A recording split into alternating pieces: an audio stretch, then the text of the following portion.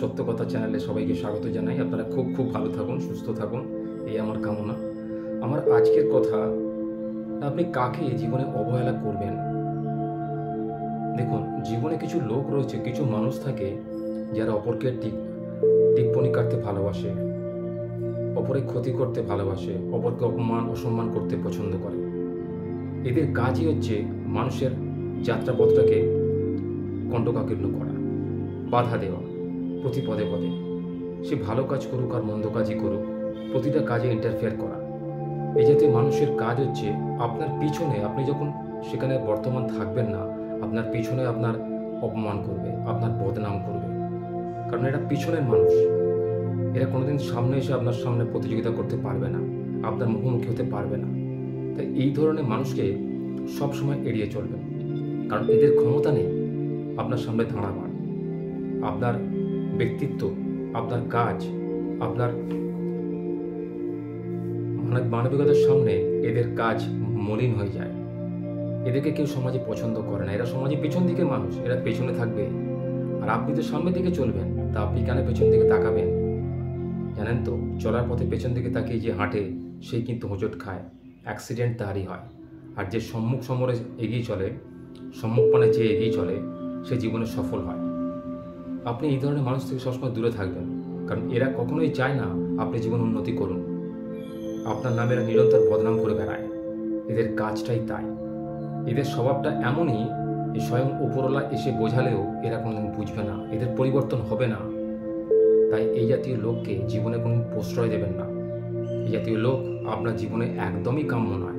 আপনি যে ধরনের সৎ মানুষ, আপনি পরিশ্রমী মানুষ, আপনি বুদ্ধিমান মানুষ, আপনি কোনোদিন এই জাতীয় লোককে কোনো জীবনে প্রশ্রয় দেবেন না, স্থান দেবেন না, এদের কথা কোনো কান করবেন না। আর নিজের কাজ করুন।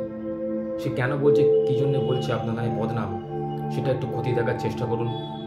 যদি একান্তই কিছু অপরাধ হয়েই থাকে আপনার অজান্তে, তাহলে সেটিকে মানিয়ে নিন বা ক্ষমা চেয়ে নিন। আর যদি না হয়, তাহলে আপনার কিসের ভয়, কিসের চিন্তা? আপনি সামনের দিকে এগিয়ে চলুন। কারণ জীবনটা সামনের দিকে এগিয়ে চলার জন্য, পিছন দিকে তাকিয়ে ভাববার জন্য নয়।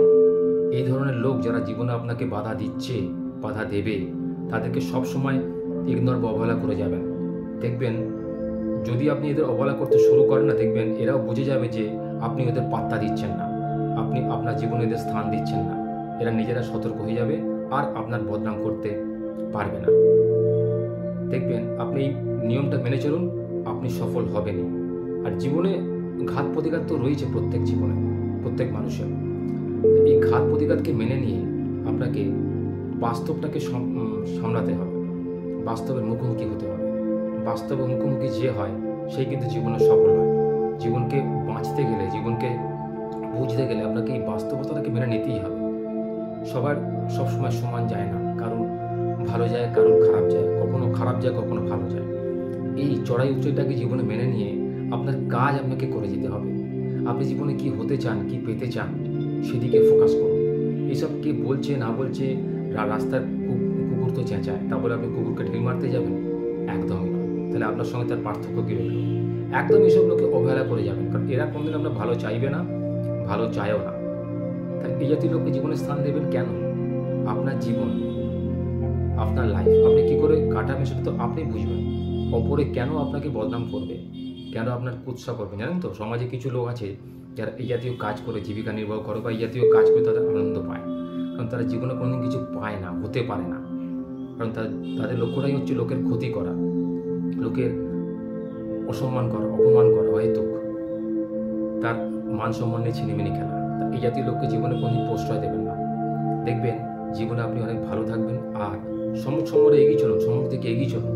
কারণ জীবনটা আপনার, জীবনে আপনাকে বাঁচতে গেলে অনেক লড়াই করতে হবে, অনেক কিছু বাকি আছে এখন, সবে তো কলির সন্ধে। এই সমস্ত লোকের কথাবার্তায় কান দিয়ে নিজের কাজ বন্ধ করবেন না, নিজের লক্ষ্য থেকে কোনোদিন বিচ্যুত হবেন না। আপনি আপনার কাজ করে যান, দেখবেন জীবনে সফলতা আসবে। সত্য কথার সঙ্গে থাকুন আপনারা।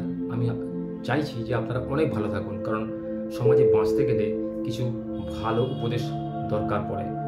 মানুষ সবসময় নিজের দিক ভ্রান্ত হয়ে পড়ে, এত চিন্তা, এত ভাবনা। তাই এসবের ক্ষেত্রে একটু ভালো উপদেশ, মানুষকে ভালোভাবে বেঁচে থাকার যে সুযোগ দেওয়া, কিছু ভুল যদি মানুষ করে থাকে সেটাকে শুধরে দেওয়া, এটাই কিন্তু মানসিকতার লক্ষণ।